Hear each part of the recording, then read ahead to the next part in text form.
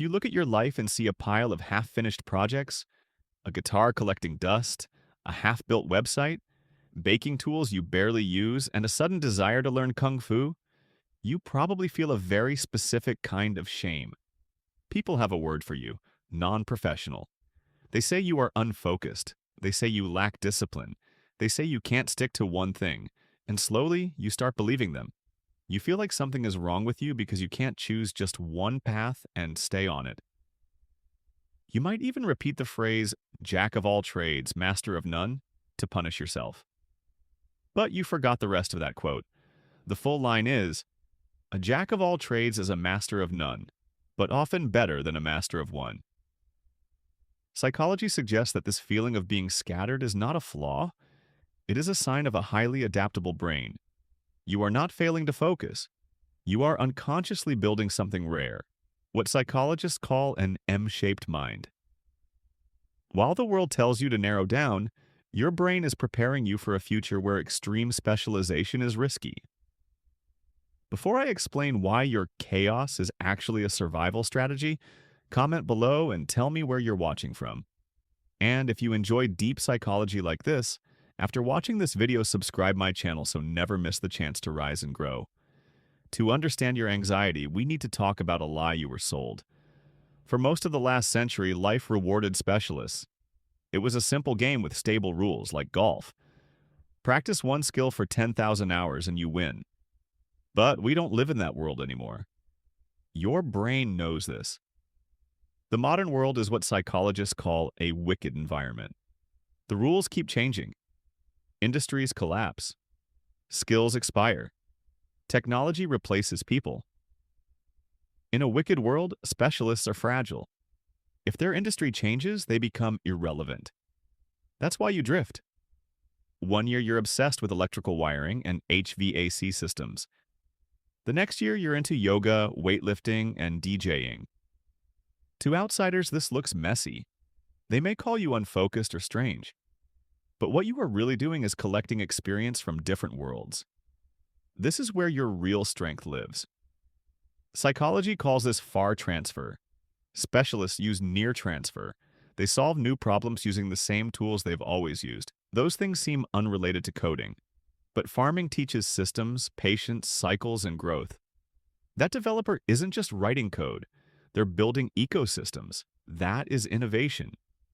You feel like an imposter because you're not the best at one single thing. But your value is not in depth alone. Your value is in connection and synthesis. Now, realizing your curiosity is a strength feels good, but it doesn't fix everything. You still feel burned out. You still feel behind. You see people your age becoming executives or senior engineers, and you feel like you're still starting over. That happens because you misunderstand your own potential. You are not T-shaped. General knowledge with one specialty. You are M-shaped. An M-shaped person has multiple areas of deep skill, connected by curiosity. But here's the trap. You cannot build all those pillars at the same time. If you try to learn data science, write a novel, and start a business all in 1 month, you collapse.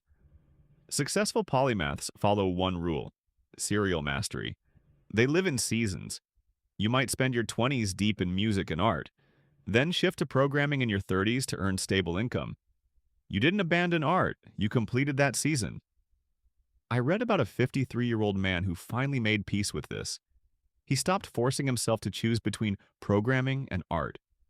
Programming paid the bills. Music, philosophy, and game design lived on nights and weekends.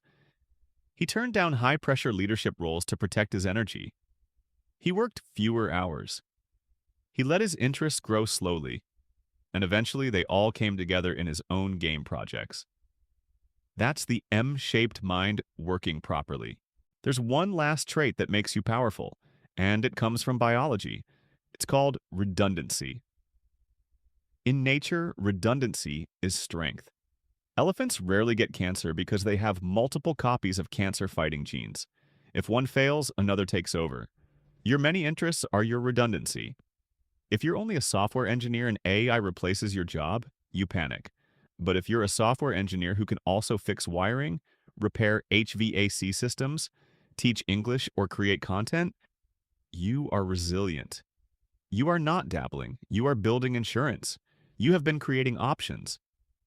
No matter how the economy shifts, how technology changes, or how jobs disappear, you have somewhere to pivot. So stop apologizing for your unfinished hobbies. They weren't failures, they were semesters in a university you designed for yourself. You were never meant to be just one thing. You were built to connect worlds that others can't even see. If this finally makes sense to you, drop a heart in the comments. And if you want a deeper breakdown on how to structure your life in seasons, subscribe and check out the newsletter community in the description.